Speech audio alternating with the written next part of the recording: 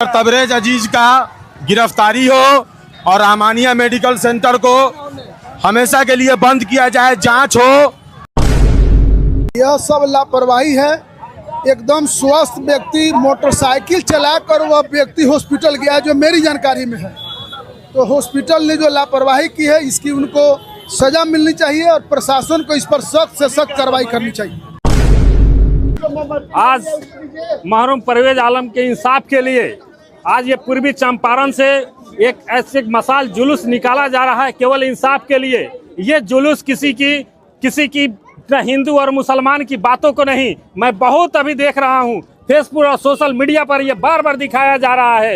ये मरहूम परवेज आलम साहब की बात है और ये कोई हिंदू और मुसलमान की बात नहीं है। अगर हिंदू और मुसलमान की बात करने वाले से मैं एक ही सवाल पूछता हूं, और हिंदू मुसलमान करने वाले क्या मरहूम परवेज आलम के जिंदगी लौटा सकता है? तो मेरे सामने हिंदू और मुसलमान की बात करे। यहाँ एक लुटेरे की बात हो रही है जो जिंदगी का सौदा किया है और जिंदगी को लूट लिया है, जो वापस नहीं हो सकता है। पैसा लूटता है तो लोग कमा के फिर वापस कर लेते हैं, लेकिन जिंदगी लूटा गया है। उसके खिलाफ में उसका इंसाफ के लिए लोगों ने आज रोड पर उतरने का काम किया। आज समझिए कैंडल मार्च करके विरोध जता रहे हैं, इंसाफ की मांग कर रहे हैं। यहाँ इंसाफ मांगने वाले उनकी नन्ही सी छोटी गुड़िया एक बेटी है। ये बेटी केवल परवेज साहब की नहीं, ये चंपारण की बेटी है। एक चंपारण की बेटी अगर इंसाफ अपने पिता की इंसाफ मांग रही है तो इसमें हिंदू मुसलमान करने वालों को शर्म आनी चाहिए। ये हिंदू मुसलमान की बात नहीं, मरहूम परवेज साहब की इंसाफ और ये जनता की इंसाफ। आज ये परवेज साहब,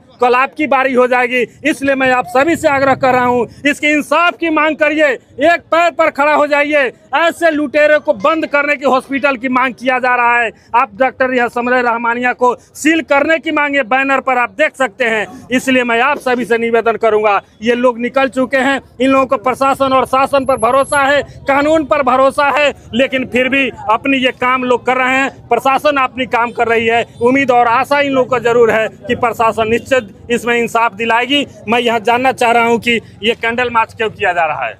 बाबू, ये कैंडल मार्च जो है इंसाफ के लिए किया जा रहा है कि हमको इंसाफ मिले और हमारे जो मरहूम भाई परवेज आलम के साथ जो नाइंसाफ़ी हुई है, उनके साथ लापरवाही के कारण जो उनकी मृत्यु हुई है, ये सब जो है रहमानिया हॉस्पिटल और डॉक्टर मोहम्मद परवेज अजीज का कारण हुआ है। जो हमारा जो है समझिए कि डॉक्टर तबरेज अजीज की लापरवाही से और उनके यहाँ तक के लेके एक उनके गार्ड से लेकर और ऊपर तक के जितने भी स्टाफ हैं, इसकी का मृत्यु के कारण सब लोग हैं, सबकी लापरवाही से हुई है। एक वीडियो मैंने देखा, डॉक्टर साहब की वीडियो आई थी कि एक इसमें जो डॉक्टर ऑपरेशन किए हैं, क्वालिफाइड डॉक्टर, क्या आप उस क्वालिफाइड डॉक्टर से ऑपरेशन करवाए गए थे कि तबरेज अजीज से करवाने गए? नहीं, हम लोग जो है शुरू से कहते रह गए कि हमको डॉक्टर तबरेज अजीज से ही ऑपरेशन कराना है। और डॉक्टर का नाम वो वीडियो में ले रहे हैं, तो क्या उस डॉक्टर के बारे में आपको जानकारी थी? नहीं, कोई जानकारी हमको नहीं थी, कोई जानकारी नहीं थी। बस बोले कि यहाँ पे कोई भी चेकअप करेगा, उससे मतलब नहीं है। डॉक्टर तबरेज अजीज जो है